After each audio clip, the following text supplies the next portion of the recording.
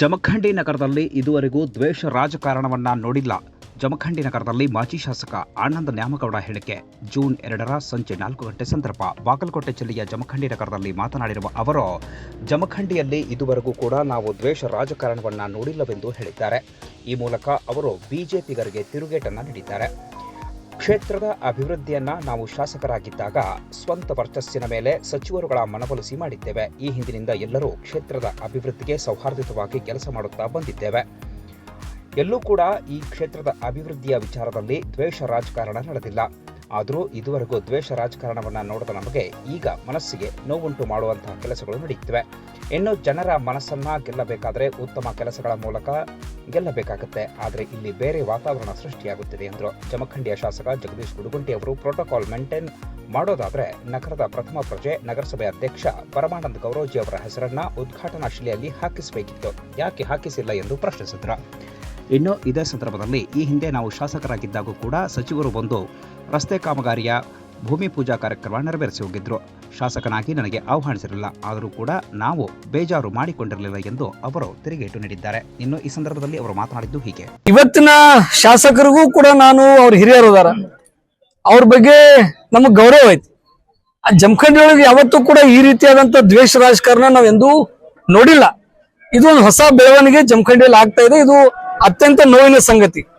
ನಾನು ಈ ಸಂದರ್ಭದಲ್ಲಿ ಹೇಳುವುದೇನಪ್ಪಾ ಅಂತಂದ್ರ, ಜನರ ಮನಸ್ಸನ್ನ ನಾವು ಗೆಲ್ಬೇಕಾಗಿದ್ರೆ ಜನಪರವಾದಂತ ಕಾರ್ಯಗಳನ್ನು ಮಾಡೋದ್ರ ಮುಖಾಂತರ ಮಾತ್ರ ನಾವು ಜನರ ಮನಸ್ಸನ್ನ ಗೆಲ್ಲಿಸ್ಲಿಕ್ಕೆ ಸಾಧ್ಯತೆ.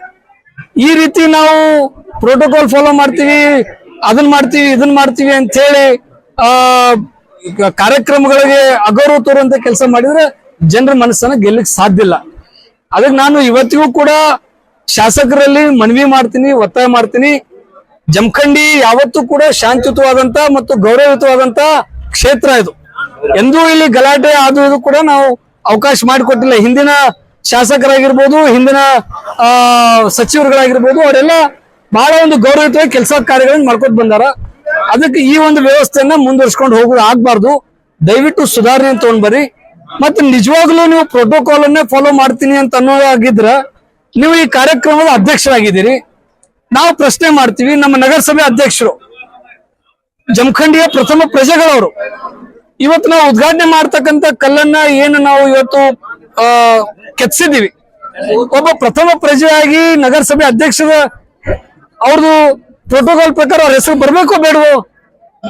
ನೀವು ಇಷ್ಟು ಪ್ರೋಟೋಕಾಲ್ ಅಷ್ಟೇ ಗಂಭೀರವಾಗಿ ತಗೋತಾ ಇದ್ರ ಮತ್ತೆ ಇದು ನೀವು ನಿಮ್ಮ ಅಧ್ಯಕ್ಷತೆ ಜರುಗತಕ್ಕಂಥ ಕಾರ್ಯಕ್ರಮ ಇಷ್ಟು ಎಡವಟ್ಟು ಆಗತ್ತಪ್ಪ ಅಂತಂದ್ರೆ ನೀವ್ ಯಾಕೆ ಅದನ್ನ ಸುಧಾರಣೆ ಮಾಡುವಂತ ಕೆಲಸ ಮಾಡ್ಲಿಲ್ಲ ಅನ್ನುವಂತ ಪ್ರಶ್ನೆ ನಾವು ಮಾಡ್ಬೇಕಾಗ್ತದೆ.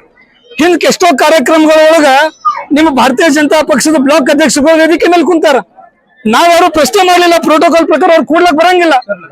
ಆದ್ರೆ ನಾವ್ ಯಾರು ಪ್ರೋಟೋಕಾಲ್ ಅಂತೇಳಿ ನಾವ್ ಯಾರು ಕೇಳಲಿಲ್ಲ. ಹಿಂದ್ ಇದೇ ಲಕ್ಕನಕೆರೆಯಲ್ಲಿ ನಗರ ಪ್ರಾಧಿಕಾರದಿಂದ ಅಭಿವೃದ್ಧಿ ಕೆಲಸ ಮಾಡ್ಲಿಕ್ಕೆ ನೀವು ಕಾರ್ಯವನ್ನು ಮಾಡಿದ್ರಿ.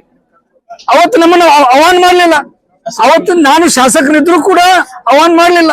ಆದ್ರೂ ಕೂಡ ನಾನು ತಲೆ ಕೆಡಿಸ್ಕೊಳ್ಲಿಕ್ ಹೋಗಿಲ್ಲ. ಯಾಕಂತಂದ್ರ ಜಮಖಂಡಿಗೆ ಏನೋ ಒಂದು ಒಳ್ಳೆ ಕೆಲಸ ಆಗಾಕತ್ತೈತಿ, ಆಗ್ಲಿ ಬಿಡಿ ಅಂತೇಳಿ ನಾವು ಸುಮ್ಮಿದ್ವಿ.